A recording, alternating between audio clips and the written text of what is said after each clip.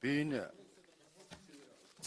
шүүхтэй би өчтөр бол зарим зүйлүүдийн 40 сая төгрөг дээр ярьсан. 2-3 асуудал байна. Ялангуяа одоо 200 сая төгрөг гэдэг нь хэрэгжлийн чиглэлээр шилжүүлээд. Энэ шүүхийн хариуцлагын зөвлөл гэдэг шүүгчийн энэ одоо бол сахилгын хороо шүү дээ. Тэгээ энийг хин санал болгох уу гэхээр хуулиараа зохицуул нэгэ өчигдөр ингээ бодлоо болтоод өнгөрсөн. Ерөнхий зөвлөл 10 гишүүнтэй байна. Тэнцвчүүл яах юм гэхээр бас болтоод өнгөрсөн. Одоо тэрнээс бол хариулт авч чадахгүй юм байл. Тэгээд дээд шүүхийн шүүгчдэр бол хүнд зориулж хийж байгаа нь бол ойлгомжтой. 15 жил ажилласан үйл зүйн дээр боловсролтой хүнийг томилноо гэж дээд шүүхтэр ямар хүмүүс бэлдээд байгаа мэдээгүй. Одоо дахиад шинээр нэмээд нэг юм асуугаад би хариулт авч чадахгүй юмудаа тэмдэглэж хэлж шүү. Нэмээд хэлэхэд энэ шүүхийн хариуцлагын зөвлөл гэдэг чинь хууль заасан үндслээр шүүгчийг огцруулах төдөлзүүлэх гэх хариуцлага хүлээлгээ явнаа. Энд дээр чи ингээд 3 иргэдийн төлөөлөл гээд ороод ирлээ. За одоо иргэд олон нийтийн хяналтанд ор байна маа гэж ингээд сайхан юм ярих баг. Яг энэ шүүгчийн үйл ажиллагаа мэрэгжлийн болоод бусад зүйлээрээ энэ үйл ажиллагаа зөв байсан юм буруу байсан юм гэдгийг тэр иргэн хянж чадах уу? Хууль зүйн тэр эрдэнэт чи одоо хянж чадах уу?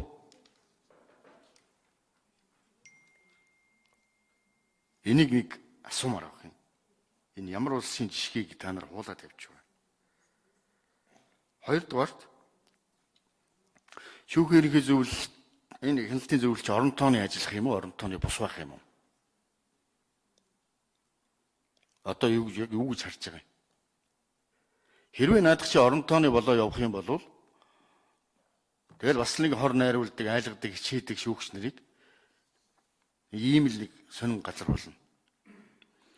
Аль болохоор энэ хяналтыг шүүхийн хариуцлагын зөвлөл болоод шүүхийн ерөнхий зөвлөлийг орон тооны бус хэлбэр рүү оруулах хэрэгтэй байна. Орон тооны хэлбэрт орохоор л өрөөндөө орж хор найруулж янз янз болж байгаа бол ингээл бодлоо утгадаг. Тэрэн дундуур нь муу хүмүүс нь үлдээ сайн хүмүүс нь явдаг. Эсвэл муу хүмүүс нь сонгогдсон шүүгч болдог. Ийм л зүйл рүү бид нар яваад шүү дээ.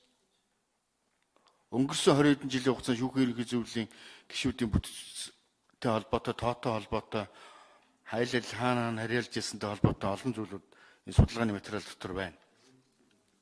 Энэ сүүлийн хэдэн жилийн энэ шүүхийн ерөнхий зөвлөл нэртэй нэг 5 хүний балгаарч өнөөдөр ийм байдал энэ шүүхийн шинжилэл нэртэй юм дотор ч орж ирж энэ шүүгчдийн нэр хүнд ч мунж байгаа үстэй. Энийг надад нэг хариулж өгөөч. Хоёрдугаарт орон нутгийн иргэдийн хурлаар их болгоомжтой оролдох хэрэгтэй. Ингээд ингэж болох юм, тэгж болох юм гэдэг хэн нэгэн гишүүний үг үсгээр ингэ яваад идэг биш. Энэ чинь сүүлдээ үндэсний эрх ашигаас авсан орон нутгийн эрх ашиг гэдэг юм бий болно шүү. Энэ улс тусгаарлал салахын шинж. Байгалийн баялаг ихтэй аймагуул сумууд. Тэр чинь бол засгийн газар нь хамаагүй, их хурл нь хамаагүй бид өөрсдөө шийднэ, өөрсдөө мэднэ гэдэг ийм хандлагаар явдаг. Эргээд ард иргэдээ дурхирдаг, босгодог. Ийм байдал руу юм явна. Энэ цөөхөн ардтам ийм нэгдлийн хадгалсан энэ цухаар тогтнолын баталгаажуулсан хэлбэрийн юм хийхгүй бол өнөөдөр энэ их хурл дээр гэдэг юм уу ер нь энэ популизм хэлбэрээр явуулж энэ үндсэн хуулийн ялангуяа энэ орон нутгийн удирдлагатай холбоотой юмыг зөв талаас нь хийхгүй бол энэ аюул занал байгаа шүү. Энэ өөр ингээ 1-2 жилийн дараа өнөөдрийн асуудал биш. 20-30 жилийн дараах асуудлыг ямар юм бий болж гарч ирэхийг би сайн мэдэхгүй байна. Тэгэхээр одоо энэ ажлын хэсэгт одоо энэ ажилласан дэд гисгүүдч тэр энэ гишүүдч тэр энэ хуулийг хамгаалж яриад байгаа. Сайн талын яриад байгаа. Бид нар муу талын эхлээ бичмээр байгаа байхгүй юу? Байж болох бүх тохиолдлуудыг ийм тохиолдол үүсвэл яах вэ гэж. Тэн дээрээсээ бид тэр болгоомжил дээрээсээ бид нар энэ төслийг засах хэрэгтэй байхгүй юу? Ихгүй энэ бол хамгийн сайн юм байна. За одоо энийг л засчихъя гэл ингээд нэг мэрчгаа тэрэн зөв юм шиг харагдаад ингээ явдаг. Энэ байдлыг харахгүйгээр ингээд хамгаалсан байдалтай энэ оруулж ирсэн үг өсгөнүүдээ зөвтгсөн байдалтай ингээ яваад байна л да. Одоо энэ дотор энэ үгний цаана бол үг явж байгаа шүү. Монгол улсын иргэд сонгоно гэд сая 50 хэд дээр явж байна. Иргэд сонгоно гэхээр 18 наснаас дээш насны сонгогч сонгох юм уу? Эсвэл ерөөсөө Монгол улсын бүх иргэд ороод насанд хүрсэн хүрээгүй бүгдээрээ сонгох юм уу? Гэх мэтлэнгээр ингээд энэ үг үсгний чинь цаана их олон юм байгаа. Энэ Мөнхбаатар гишүүний хэлээд байгаа зөв шүү дээ. Байнгын ороодууд нэг бүтэн өдөр энэ дээр чи ажиллая л да үг үсгээр нь саналыг авъя л да гэд. Энийг одоо юунда яард юм бэ гэж. Тэр ерөнхийлөгчдийн санал онлогоо бол тэр нь орж ирээд санал онлыг бас ярил л да. Ер нь төгсгөлт нь бол энэ ард нийтийн санал асуулгаар энийг шийдэх ёстой шүү. Монгол улсын иргэд энийг хүлээн зөвшөөрчиж энэ хууль өөрөө легитим чанар нь бий болох ёстой. Тэгээ энийг ард нийтийн санал асуулгаар шийдэхгүй бол энэ 76 хүн сууж байгаа ингэ шийдчихдэг, 75 хүн сууж байгаа шийдчихдэг. Ийм хэлбэрээр явах юм бол энэ эсэргүүцэлтэд болох юм бол энэ чи өөрөө хууль эсвэл юу ч болно шүү. Нуухыг авах гэж байгаа нүдийн сохлно гэдэг шиг ийм юм руу явчихвээ гэж болгоомжл надд байна. Тийм учраас ард нийтээс асуух ёстой. Тэгээд төгсгөлд нь одоо эн чинь ингээд төрийн байгуулалтын байнгын ороогоор ороод хилцэгдээд ингээд байнгын ороодоос гаргасан саналууд бол төрийн байгуулалт дээр унах нь унаал явах юм байл л дээ. Ер нь бол тэгэл нөгөө төсөв баталдаг шиг төсвийн байнгын ороо бүгдийг боож ийн гээл ямар санал гарсан яа гэдэг тэгээ явж иг гээд. Тийм учраас энэ үндсэн хууль дээр энэ байнгын ороод дээр гарч байгаа саналыг одоо дэмжсэн болвол одоо энэ байнгын орооны гишүүд яг чуулган дээр орохдоо ч юм уу ер нь байнга бас дэмжиж орохгүй бол бас болохгүй юм байлээ. Одоо энийг бол би гишүүдэд уриалж байна. Энэ чинь мэрэгжлийн нүүднээс нэгдүгээр мэрэгжлийн байнгын ороо мэрэгжлийн үнднээс харж байна. Хоёрдугаар бас энэ дотор чи болгоомжл яриад байгаа байхгүй гишүүд. Төрийн байгуулалтын байнгын ороо чи дийлэнх нь ерөөсөө энэ сайн хууль байна. Ста сайхан болж ээ, ста гоё болж ээ гэд магтааг үгээд байгаа шүү дээ. Тийм учраас энийг бол энэ байнгын орооны гишүүд уриалмаар байгаа юм. Яг энэ байнгын ороон дээр дэмжигдсэн саналуудыг бол чуулган дээр дэмжээ явуучих хэрэгтэй байна. За сая хоёр асуултанд хариулт аваад яа.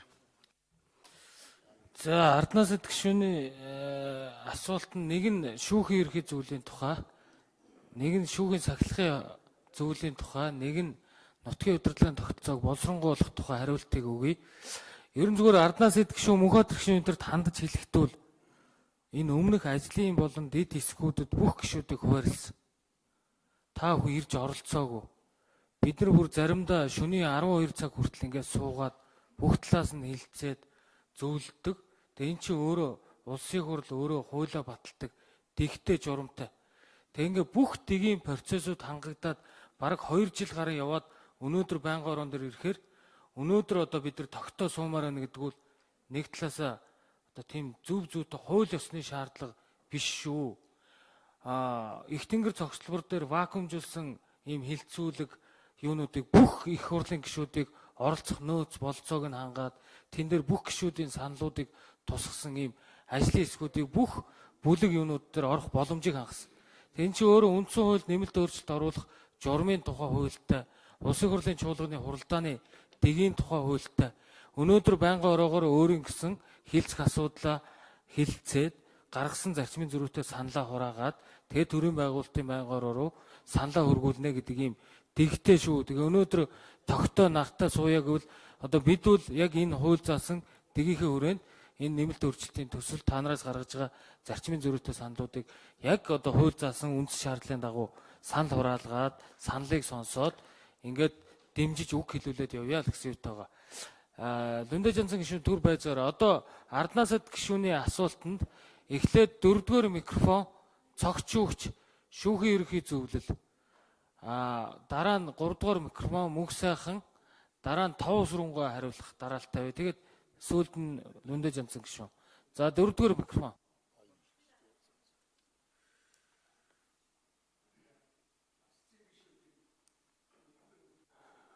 За арднасад гишүүний асуултанд тэр шүүхийн ерөнхий зөвлөлийн бүтэц бүрэлдэхүүнтэй холбоотой хэсэг дээр дид ажлын хэсгийн гишүүний зүгээс ажлын хэсэг дээр ямар байр суурь яригдсан бэ гэдгийг хариулъя. Тэгэхээр тэр шүүхийн ерөнхий зөвлөлийн бүрэлдэхүүн тэгээ өнгөрсөн явж ирсэн энэ практик ямар хортой үр дагавар үүсгэсэн бэ гэдэг дээр бол тантай 100% санал нэг байгаа. Тийм ч учраас энэ шүүхийн ерхий зөвлөлийн бүтэц бүрэлдэхүүнийг олон талын оролцоотой тэгээд тэр мэрэгжлийн хүнийг нь шилд сонгодог хараа тус байдлыг хамгаалж чадах ийм хэмжээтэйгээр бүрдүүлье гэдэг ийм саналыг бол дид эсхийн гишүүний хувьар судлаачдын зүгээс бол санал болгосон. Яг энэ харьцаа тоо юмнууд бол ажлын хэсэг буюу их хурлын гишүүдээс бүрдсэн ажлын хэсэг дээр бол зарим нэгэн байдлаар өөрчлөгдсөн ийм зүйл бол бий. За тэгээд тэр орон тооны байх уу, орон тооны бус байх уу гэдгийг бол энд бол нээлттэй явж байгаа юм. Одоо нөгөө органик хуулиараа бүгдээрээ орон тооны байвал бас нөгөө бүтц төсөв хөрөнгөнөөс ахуулаад ямар байх юм те сая бас таны санаа зовж байгаа тэр нөгөө юу гэдгийг банк суугаал ийм хор найруулаа сууж идэг юм бүтц рүү орчих вэ гэдэг тэр болгоомжлоос бас байгаа учраас за юу гэдгийг тэр дарга одоо холбогдох одоо төлөөллүүд нь орон тооны за тэгээд бусд нь орон тооны бус зарим тохиолдолд жишээ нь томилгооны асуудал юм уу бүтц бүрэлдэхүүн ингээд тодорхой асуудлууд дээр бол бүрэн бүрэлдэхүүнээрээ одоо хуралддаг ч юм уу хуралдахдаа бас хувь нь нэлээд өндөр хувьтай одоо шийдэл гаргадаг ийм нөхцлүүдийг ч гэсэн органик хуулиар бол тусгаж өгөх боломжтой гэж ингэж бодож байгаа. Тэгэхээр яг хуу тооны хувьд нэлээд олон болгоод тэгээд оролцоог нь тал бүрээс нь нэлээд олон талын төлөөлөл бүрдүүлж байгаа учраас тэгээд дээрээс нь нөгөө ерөнхийлөгч гэдэг юм уу аль нэг хүнээс томилдог энэ улс төрөөс хараад томилгоо хийгдэг байдлыг алга болгож байгаа учраас өмнөх одоо тэр шүүхийн ерөнхий зөвлөлүүдийн ажиллаж ирснээс бол арай өөр одоо бие даасан байдлаар ажиллах ийм боломжтой гэж харж байгаа.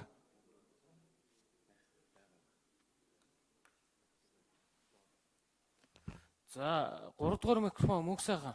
За Арднад Сэтгшүүнд баярлалаа. Тэгэхээр энэ өнөөдрийн энэ өргөн баригдаа хилцэж байгаа төслийн нэг чухал зорилго бол шүүгчийн хараа тус хариуцлагатай байдлыг дээшлүүлэх ийм зорилго байна. Тэр өнөөдрийн шүүгчийн хариуцлагын тохиролцоо үр нөлөө муутай байгаа нь маш олон судлаар тогтоогдсон. Тэгвэл энийг үр нөлөөтэй болгоно гэдэг маань яг хариуцлага алдсан шүүгчид одоо тогтоогдох юм бол тэн дээр нь хариуцлага зайлшгүй хүлээлгэж чаддаг. Гэхдээ энийг далимдуулаад шударгаар ажиллаж байгаа шүүгчид зөв бусаар нөлөөллийг хаасан ийм балансыг хангахаар төсөл бол боловсруулагдсан. За энэ шүүгчийн хариуцлагын зөвлөл бол өөрөө одоо энэ хариуцлагын тогтолцоо одоо маш тогтворгүй явж ирсэн 3-4 өөрчлөгдсөнийг ингэж тогтоох зорилгоор энэ зөвлөл бол орж ирж байгаа. За тэгээд хариуцлагыг нь дээшлүүлэх гол механизм юу вэ гэхээр энэ бүрэлдэхүүний харьцаа хөндлөнгийн байгаа явдал байна. Өөрөөр хэлбэл шүүгчнэр шүүгчийнхээ асуудлыг олон холоо шийддэг энэ хаацаалдаг тогтолцоо 90-ад онд байсан сүүлдээ хариуцлага тооцож чадхаа болсон гэд амар санаа актемж зэрэг олон хүн бол дүгнсэн байдیں۔ Тэгээд эн чинь бол шүүгч биш хүмүүс нь олонх болж иж энэ хариуцлага тооцох нь дээшлэх юм а гэдэг энэ зарчим бол 2002 оны хуульд тусагдсан одоо хүртэл явж байгаа. За тийм учраас ингээд шүүн таслах ажлын туршлагатай ийм хүн бол 3-1 байна гэж орж ирж байгаамаа. За нөгөө талаас баланс хангах зорилготой одоо шүүгчээр ажиллаж исэн хүмүүс нь хит олонх болох. За эсвэл жирийн иргэн хит олонх болох. Эсвэл одоо хуулийн тэр эрдэмт нь хит олонх болохоос хэрглэж 3-3-аар нь ингэж тогтоож өгж байгаа маань өөрөө аль нэг тал руугаа хэлбихээс одоо сэргийлсэн ийм шаардлага байгаа юм. За тэгээд яг энэ иргэн яагаад орж иж байгаа вэ гэхээр ер нь бол энэ эцсийн эцэд энэ шүүгчийн хариуцлагын зөвлөлийн гол зорилго бол олон нийтийн шүүгт итгэлийг л хамгаалах явдал. Тэр итгэл жирийн иргэний итгэл хамгаалах төвшин ямар байна вэ гэдэг хэмжүүр нь нэр хүндтэй иргэнийг оруулах хэлбэрээр одоо гардаг нь бол маш олон улс бол сүүлийн үед бол авж байгаа. Одоо жишээлбэл Францд 6 иргэн оруулж байна. Америкт бас энэ 9 бүрэлдэхүүн байвал бүр талыг нь ингээд иргэнгээд оруулах жишээтэй. Гэхдээ манай энэ төслөөр бол иргэн бол зөвхөн 3-1 нь байж байгаа. Одоо Жанцан аргуугач гэдэг юм уу монголчууд хүлээн зөвшөөрсөн тим иргэд орж иж 1-2 хүн орж иж тэр одоо жирийн иргэнд яаж харагдаж байна гэдэг хэмжүүр орж ирж байгаа. За тэгээ эн чинь бол яг яаж за хууль зүйн эрдэмтэн гэж яаж орсон бэ гэхээр энэ бол хүнд зориулсан юм биш. Гол нь эн чинь яг шүүн таслах ажиллагаа хийдэг өмгөөлөгч прокурор итгэмжлэлээр явдаг хүн ороод ирэхээр нөгөө шүүгчийн хараац байдалд эрсдэлд учруулдаг учраас мэрэгжлийн юмаа мэддэг. Тэгвэл шүүгч биш иргэн бишний төлөөлөл байх ёстой гэдгээр энэ одоо орж ирж байгаа. Бусад улсууд бол хуулийн профессор гээд байдаг. Тэгвэл энэ дээр бас та бүхэн ярилцаа шийднэ баха. За тэр шүүгчийн төлөөлөл бол орж ирнэ гэдэг. За анхны энэ төсөлд бол анх яг хэн томилох чөлөөлөл хэдрийг нь заасан ийм зохицуулт байсан. 35%-аас хэтэрхээд байсан учраас хассан. За төслөөр органик хуулиараа энэ хүмүүсийг хин нэр дэвшүүлэх, томилуулах, эгүүлэн татах, хариуцлага тооцох гэх мэтлэн бүх юм заана. Төсөөллөөр бол юу вэ гэхээр энэ 3 нэр хүндтэй иргэнийг улсын хурал дээр маш шалгууртайгаар нээлттэйгээр нэр дэвшүүлээд хуралдаанд оролцсон гишүүдийнхээ 3-2-оос сонсгол хийж томилох байдлаар гаргаж ирэх ийм төсөөлөл харагдаж байгаа.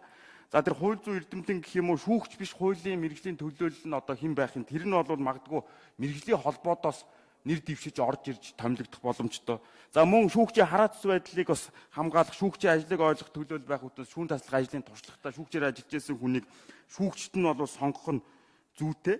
За тэгээд энд ашрамд хийлгэхэд одоогийн тогтолцоо үр нөлөөтэй байгаа нэг жишээ бол 6 сарын хөнгөлөлт хугацаа тавьдсан. Маш ноцтой зөрчил гаргасан л бол 6 сар өнгөрөхөөр ямар ч хариуцлага хүлээж чаддаг юм тодорхой жишээнүүд байдаг. Энийг органик хуулиар шийдэх ёстой. Дээрээс нь энэ ёс зүй хороонд шалгах чиг үүрэг өгчөд эрх мэдэл өгөөгүй. Нотлох баримт авч чаддгүй, тайлбар авч чаддгүй. Инээсээ болоод ноцтой тэр цөөн тохиолдлуудыг нотолж чаддгүй. Тэгээ ер нь бол шүүгчд олон шударга ийм шүүгчнэр байдаг. Тэгэхээр ганц хоёр ийм тохиолдол шийдэж чаддаг энэ тогтолцоог бүрдүүлэх энэ момент бүрдэж байгаад бол бид нэр судлаачдын хувьд маш их баяртай байгаа. Гэхдээ энийг балансыг нь бол зөв зөвтэй сайн хилцэж ойлгоцож шийдэх ёстой гэдэг дээр санал нэг байгаа. Бас нэг зүйл хэлэхэд энэ шүүгчийн хариуцлагын зөвлөлийн тоо яагаад 10 болсон бэхээр баланс хангах зорилготой. Шүүгчнэр олонх болж ирсэн дандаа. Энүүгээр далимдуулж явцуу ашиг сонирхол хамгаалдаг хаалттай юм руу орцсон. Бусад пост коммунист улсууд ийм болсон жишээ бас байгаа. Тэгээ энэ тэнцвэрийг хангах үүднээс бол яг 5-5 байна. Шийдвэр нь бол яг томилгоо хийх эрх мэдлийн дээр очиж байгаа. Өмнө нь бол зүгээр сонгон шалруулдаг байсан бол одоо томилгоог эцэслэж хийх гэж байгаа. Тэгэхээр одоо баг 30 жахам жил ажиллах энэ хүнийг томилно, шүүгчийг томилно. Өөрөөр хэлбэл бидний амьдралын асуудлыг эцэслээ шийдэх энэ ажлыг хийх хүмүүсийг томилгож байгаа учраас дээрээс нь томилгосныхоо дараа харац байдлын хамгаалалт орно, эргэж татах боломж их ховор, нэлээд хатуу. Тэгэхээр энэ бол олон улсын шаардлага нэлээд хүлээн зөвшөөрсөн хүн гаргахын тулд дийлэнх олонхоор буюу 3-2-оор томилдог жишээнүүд байна. Одоо бид нэр энэ төслөө шүүхийн ерөнхий зөвлөлийн гишүүнийг 3-2-оор томилно, цэцгийн гишүүдийг нийт гишүүдийн олонхоор томилно гэдэг энэ өндөр шалгуур орж иж байгаа. Тэгэхээр энэ шүүхийн зөвлөл маань тал талын төлөөлөл бүрдүүлээд 6-гаар стейж хүний одоо гишүүний саналаар томилох гэж байгаа. Одоо чинь өнгөрсөн хавар бол дээд шүүхийн шүүгчийг нэр дэвшүүлэхэд 3 хүн хуралдаад 2 хүний саналаар нэр дэвшүүлсэн байгаа шүү дээ. Тэгэхээр энэ чинь насаараа ч юм уу урт хугацаанд энэ хууль тайлбарж хүний амьдрал шийдэх учраас өндөр шалгууртай хүн байх ёстой гэдэг энэ юм бол орж ирж байгаамаа. Тэгээд ийм жишгүүттэй улсууд ч бол байж байгаа. Яг томилгоо зэрэг энэ чухал үндсэн шийдвэрээс бусад шийдвэр дээр арай жоохон доогуур босго тавих. Аль талаасаа хүлээн зөвшөөрөгдөж сонгогдсон дотроосоо томилогдсон дарга нь бас хаглах ийм боломжийг бид нар нээж өгөөд тэр гацаа үүсэх юм хаах юм бол харагдаж байгаамаа. Хэрвээ шүүгчийг нэг тал руу нь олонх болгочих юм бол эцэстээ яг үхээр дээд шүүхийн шүүгчээ бүх шүүгчийг ерөөсөө шүүгчнэр мэддэг. Хит хаалттай систем рүү орчдөг. Өмнөх туршлага руу орно. Монголын өмнө тийм практик байж байгаа. Тэгэхээр шүүгчийг нь цөөнх болгочих юм бол шүүгчийн хараацс байдал руу олох эрсдэл байгаа. Тэр гол нь аль нэг тал руугаа давмгаалахгүй байх. Тэнцвэр балансыг нь хангах энэ үзэл баримтлалаар нэлээд олон судалгаа үндэслэгээр орж ирсэн юм аа. Тэгээ тал талаасаа ярилцууд бас ойлголцоод энэ бас зарим зүйл нь тодроод явна байхаа гэж найдаж байгаа. Баярлалаа. За баярлалаа.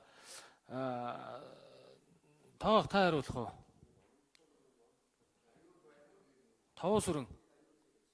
За ер нь сая хэн Арднаас идэх гишүүний асуусан асуулт бол энэ орон нутгийн удирдлагын байгууллагуудыг бүгдийг одоо ард түмнээс сонгоод нэгдмэл улсын тогтолцоонд аюул заалал учрах вэ гэдэг тийм асуулт асуусан тийм ээ. За баярлалаа. Тэгэхээр Арднаас идэх гишүүний Арднаас идэх гишүүн яг саяхан асуултыг тэгвэл та тодруулчихвол энэ нутгийн удирдлагын тогтолцоо. Би ер нь бол ойлгосон л доо. Тэ. Ер нь бол ойлгосон. Тэгэхээр энэ нутгийн өөрөө удирдах байх сумын засаг дарга зэрэг одоо ямиг сонгохоор шийдэж байгаа юм байна. Тэгээ энэ сумууд чинь одоо ингээд бас нэгдмэл улсын тогтолцооны хувьд одоо бас эрсдэл учруулах тийм тал байна уу гэсэн тийм асуулт байна гэж ойлгосон. Тэгэхээр нутгийн өөрөө удирдах байгууллагын чиг үүрэгт энэ одоо ажлын хэсгээс гарчгаад өгнөлтөнд нэг ийм үг орж байгаа л да. Иргэдийн хурал уучлаарай. Тэгэхээр хуулиар тогтоосон хязгаарын хүрээнд өмчийн удирдлагыг хэрэгжүүлэх, татварын хувь хэмжээг тогтоох хэрэгтэй гээд нутгийн өөрийн удирдах байгууллагын чиг үүрэг, төсвийн харилцааны зарчмыг тухайн нэтгэл дэвсгэрийн эдийн засаг нийгмийн амьдралын тодорхой онцлогт нийцүүлэн хуулиар тогтоож болно гэсэн ийм дүгнэлт бол ажлын гисгийн дүгнэлтэнд орж байгаа юм. Тэгэхээр энэ юу хэлж байна вэ гэхлээрээс ер нь сумдын онцлогийг харна гэсэн үг. Хилийн бомтын сум, байгалийн баялаг ихтэй сум, энтрийн онцлогийг харж тэр эрхшилжүүлэх асуудлаа бол хязгаартай хийнэ гэдгийг одоо энд ингэж ойлгол зохилтой гэж. За дээрэс нь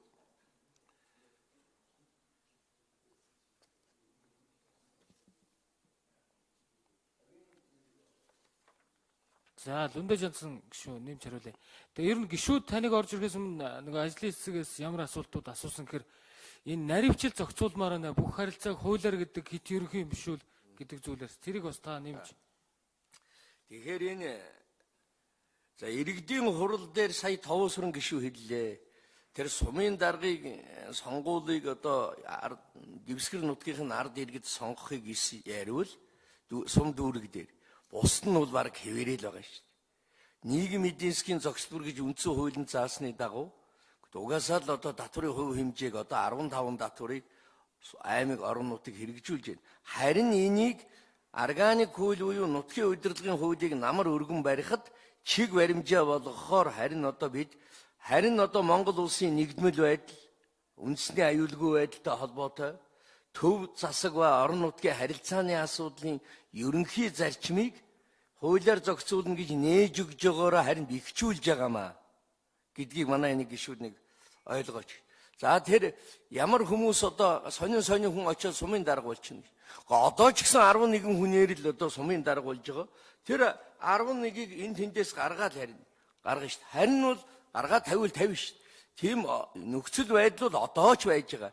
Энэ гарснаар ийм болчих юм биш. Тэгэхээр харин органик хуулиндаа одоо ямар гал хамгаалалтууд байх вэ? Тэр одоо үндэсний аюулгүй байдлын дархлаа, юунуудын асуудлыг бол ярьж болох юм а гэж. Хоёрт нь одоо бид биш үү? Финляндийн үндсэн хуулийг та нар тарааж өгсөн. Скандинавийн орнуудын Норвегийн үндсэн хууль бол арай тодорхой. Ер нь орон нутгийг бол биш үү? Нутгийн удирдлага өөрийн удирдлагад тулгуурласан нутгийн удирдлага байна. Үүнийг бол хуулиар зохицуулнаа. Засаг захиргааны нутаг дэвсгэрийн нэгжийг хуулиар зохицуулна гэж хүртэл бичсэн байгаамаа.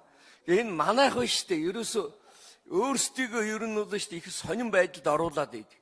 Үндсэн хууль хэд тунхагийн шинжтэй бол энэ бол шүү дээ хөтбөр тунхагийн шинжтэй бол нэг болдгоо. Хэд журмал хит одоо биш үү бүх юмыг наривчлаад хайцагтаад өгвөл амьдрал баян учраас үндсэн хууль чинь яг хатуу янз бүрийн зүйлтэй уучраад амьдралын явцад бол үндсэн хуулиараа бүх бурууг чихээд иргэд дайраад идэг. Ийм учраас яг одоо хувь процент жингийн тааруулж зохицуулж өгөхгүй бол бүх юмыг үндсэн хуулийн дээр аваач хийх гэж. Органик хуулиар үнэхээр зохицуулах гээд болохгүй ужигнуулаад идэг юмыг бол харин үндсэн хуулийн зарчмыг нь бол зааж өгөө гэдэг зарчим барьсан гэдгийг хэлье. За хоёр дахь нь бол тэр би бол хууль зүйн байнгын хороо одоо яг би бас Ахмад гишүүний хувьд нэг юм хэлчихье гэж бодсон. Энэ хууль зүйн байнгын хороо бол биш үү? Их хурлын энэ хуулийн бодлого тэр дотроо шүүхийн бодлогыг авч явах одоо тарих толгой уураг тарих нь болсон газар. Тэгээ би их гуйсан. Энэ хуулийн байнгын хорооны удирдлага болоод гишүүд энэ шүүх эрх мэдлийн хэсгийг та нар хариуцаад яваад өгөөч ээ, санаа оноогоо хэлээч ээ, ажлын хэсгүүдэд хуваарлаа дэд хэсгүүдэд. Ингээд би 2 жил гаруй одоо гуйлаа. Хэллээ. Яг одоо вандад нас нэг үүрэг хариуцуулсны хувьд. Тэгээ биш үү? Энэ манай энэ одоо залуучуудыг би залуу сайхан одоо шижгэнсэн хуульчдад бол их итгэж байгаа. Энийг аваад гарнаа. Яагаад тэгэхээр одоо яг тэр юугийн тааруулаад хувийнхаа юмыг оруулахтаа биш. Тэр өнцөг өөр штэ. Нуухын авах гэж нүдийн сохолж болохгүй энэ шүүх засаглал, шүүх эрх мэдэл гэдгийг ноён нуруутайгаар тэгээд одоо тэр шудраг ёсны баталгаа байх хэмжээнд нь авэж хөшүүргүүдийг бол суулгаж өгөхөд бол одоо туслаач ээ, оролцооч ээ. Та нар ингэж манлайлах үүрэгтэй штэ гэж мөн ч олоудаа хэлсэндээ. За энийгээ бас нэг сайн бодцоогоорой гэдгийг та бүхэндээ хэлье. Тэгээ хэмжиж энэ асуудал орж ирсэн. Төгс төгөлдөр юм байхгүй. За ямар ч байсан бид нэг одоо энэ амьдралынхаа сүүлийн 20 хэдэн жилийн одоо энэ шүүх хуулийн амьдралын энэ одоогийн болоод байгаа юмнуудад одоо дүн шинжилгээ хийгээд гадаад орнуудын тэр жишг мишгийг ерөнхийд нь харгалзаад ингээд оруулаад ирсэн асуудал байгаамаа гэдгийг хэлье. За харин бол энэ дээр ярихад бол тэр цэцмэцэг бүгдийг нь ер нь шүү дээ. Орон тооны вайн майн гэсэн үг ерөөсөө байхгүй шүү дээ. Одоогийн үндсэн хууль нь шүүхийн ерөнхий зөвлөлийг бол тийм юм байхгүй. 5 хүнтэй орон тооныхоор хийцэн яаж бодисныг та нар мэдж байгаа. Тийм учраас бид орон тооны бус байх ёстой. За эцэст би өчигдөр шийдсэн. Энэ хууль гарсны дараа хууль зүйн байнгын хороовол ёстой. Нөгөө шүүхийн хууль бусад хуулиуд дээр жинхэнэ одоо ажиллах хүмүүс нь энэ дотор яг энэ танхимд би биш та нар ингээ яг сууж байгаа. Тийм учраас л одоо та бүхэн харин энэ протоколдо яаж тэмдэглээд яаж одоо тэр органик хуулиудыг хийх юм бэ гэдгээ бол одоо харин энэ дээр сая ярилцаж авах хэрэгтэй юм байна гэж би ойлгож байгаа. Хоёрт нь бол энэ хэлэхэд бол мөн ч их юм байна да. Яг одоо үндсэн хууль бол шаваас биш шүү. Бас нэг ажиллах органик хуулийн дээр та бүхэн ажиллах тийм орон зайгаа авж үлдээ. Тэгээ одоо тэр нийгмийн шударга ёсны энэ хүсэмжилд хариу өгөх зайлшгүй шаардлага байгаа учраас одоо энэ дээр одоо онцгой анхаарч одоо энэ хэрвээ ингээд батлагдах юм бол шууд одоо маргаашнаас нь энэ шүүхийн хууль, прокурорын хууль, байцаан шийдэх хуулиуд, цэцгийн хууль гээд бүх хуулиуд руу одоо орох шаардлага байна гэдгийг хэлье. За ингээд тал талаас нь уул үндэстэй энэ асуудал дэвшүүлж байгаа гишүүддээ баярлалаа гэдгээ хэлье. За Лөндөж Жансан гишүүнд баярлалаа. Арднаас сэдгшүүн асуултаа тодруулъя гэж байна. Арднаас сэдгшүүний микрофон. Өөрчлөх ёстой, сайжруулах ёстой болохгүй байна гэдгийг бол ойлгоод байгаа. Шүмжилж байгаа юм шиг асуугаад байгаа байхгүй юу? Энэ чи орон тооны байх юм уу, орон тооны бус байх юм уу гэж. Одоо жишээлбэл өнгөрсөн 5 жилийн хугацаанд шүүгчтэй холбоотой 1135 гомдол хүсэлт гомдол гаргасан байгаа юм. Тэрнээс 15-д нь цахилгын шийтгэл, сануулгах, цалин бууруулах, огцруулах гэж 15хан шийтгэлийг л норогдуулсан байх шиг. Зөв үү? Тэгэхээр энэ хариуцлагын зөвлөлт гэдэг субъект чи хүчтэй байж энэ 1135 яагаад нэг 10% нь хариуцлага зарчулдаг. Үндэслэхгүй гомдлууд гарсан л байгаа. Гэтэ ядаж тэр олон юм дотроос чинь энэ 1135-ийн 15 гэдэг чинь 0.1% юм байна ш. 1% ч бараг хүрхгүй байгаа үст. Ингээ харахаар над хариуцлагын зөвлөлөө чангадах хэрэгтэй байхгүй юу? Тэгээ 3 иргэдийн төлөөлөлгөө ингэж насны хязгаар байхгүй, мэрэгжлийн хязгаар байхгүй. Энэ дотор үндсэн хууль дотор оруулсан учраас гээд одоо бол мөнгө сайхан ингээд юу гэдэг багш одоо жанцнаар угаач гэдэг юм ингээд нүдэнд харагдах байдлаар нөр гоё юм яриад байна. Яг цагаад болохоор наад хэд чи ямар хүн дамжлахыг гэхээр нэг компани захирал эсвэл сургууль төгсөөгүй мэддэхгүй нэг хүнийг авчиж тавьчих шүү дээ. Бодит нөхцөл байдал ийм ээ. Тэгээ миний тэр орон тооны бус гэдэг чинь ер нь альва юм орон тооны болоод эхлэхээр даргийнхаа хараат болоод эхэлт юм аа. Шүүхийн ерөнхий зөвлөлийн өнөөдрийн дүр төрхийг харахад энэ хариуцлагын зөвлөлт чинь тэр хэлбэр рүү явна. Тийм учраас тэр иргэдийн төлөөлөл гэдэг хэлбэрээр нь ингэж хийхээр наа чи хаан хамаагүй хэн нэгэн хүний үйлчлэх хүмүүсийг л бид нар бие үндсэн хууль дотор бишээд өгчөж байгаа байхгүй юу? Энэ дотор яагаад тэгвэл тэр мэрэгжлийн төрийн бүс байгууллага гэж сая хэлээд хариулаад байгаа шиг биччихгүй байсан. Яагаад өмгөөллийн холбоо, яагаад нотратын холбоо гэдэг юм.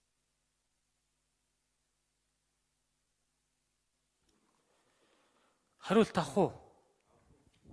За, хариулт. Мөнх сайхан ажлын хэсэг. За, Раднаас сэдгшүнд баярлалаа. Тэгэхээр судлаачид бидний одоо чин хүсэл бол бас та бүхнийхтэй адилхан энэ шүүхийн тогтолцоо маань байнга өөрчлөгддөг. Тэгвэл аль нэг тал руу нуруулан ашиглагддаг. Тэгсэн мөртлөө яг хариуцлага тооцох ёстой тэр хүндээ цөөн хүндээ тооцож чаддаггүй. Эсвэл энийг далимдуулаад шударгаар ажиллаж байгаа хүмүүсийг шийтгдэг. Ийм юмыг тасан зогсоох. Энэ одоо зорилго дээр бас санал нэг байгаа. Тэгээд өнгөрсөн 5 жилийн хугацаанд бол шүүхийн ёс зүйн хороо 71 шүүгчид сахилгын шийтгэл ногдуулах, сануулгах, цалин бууруулах, огцруулах шийдвэр гаргасан. Эдгээрийн дийлэнх нь бол давзаалтах болон хяналтын шатны шүүхтэр хүчингү болгоод яг бодит байдал дээр 15хан шүүгч сахилгын шийтгэл хүлээсэн. За энэ дотор бол яг тухайн одоо шийдвэр болгоныг харах юм бол бас наанта цаанта харах хэрэгтэй. Зарим нэг зүйл дээр нь ёс зүй хорооны одоо үндэслэл муу бүрэн нотлоогүй асуудал гэсэн ийм юм дээр хүчингү болгосон бас зөв зүйтэй юм байгаа. А зарим зүйл нь бол одоо үйлчилж байгаа шүүгчийн ёс зүйн дүрм жишээлбэл 6 сарын хөнгөлт цухтаа тавьчихж байгаа. Тэгээ бүр маш ноцтой зөрчил одоо ингээд шүүгчийн нэг талынх нь одоо нөхөр нь шүүгчтэйгээ урд дах өдөр нь уулзж байгаа юм бичлэг байгаа байхгүй. Тэгээ энийг авилгатай тэмцэх газарт ингээд шилжүүлээд авилгын юм байна уу гэж шалгуулсан чинь нотлогдоогүй. Тэр нь 2-3 жил шалгагдаад буцаад ёс зүйн хороон дээр ирж байгаа. Тэгээ ёс зүйн хороо энэ дээр бол одоо ноцтой зөрчил байна. Цалин бууруулах ёстой гэж шийдэхэд бол шүүхтэр 6 сар өнгөрсөн байна гэж шийдсэн. Тэр иймэрхүү хид хидэн юм ноцтой юмнууд ингээ хаагдаад өнгөрчихөж байгаа. Дээрээс нь ингээд шүүгч маргааны нэг талтаа уцаар ярьсан ингээд. Мобикомоос давлгаа авъя гэхээр эрх мэдэл байхгүй. Тэгэхээр энэ хууль гарснаар органик хуулиар одоо наривчсан энэ асуудлуудыг шийдэхээр энэ тогтолцоо үр нөлөөтэй болно гэж найдаж байгаа. А энэ 3 иргэн гэдэг дээр хууль зүйн эрдэмтэн гэдэг энэ бүрэлдэхүүний шалгуур дээр нэмж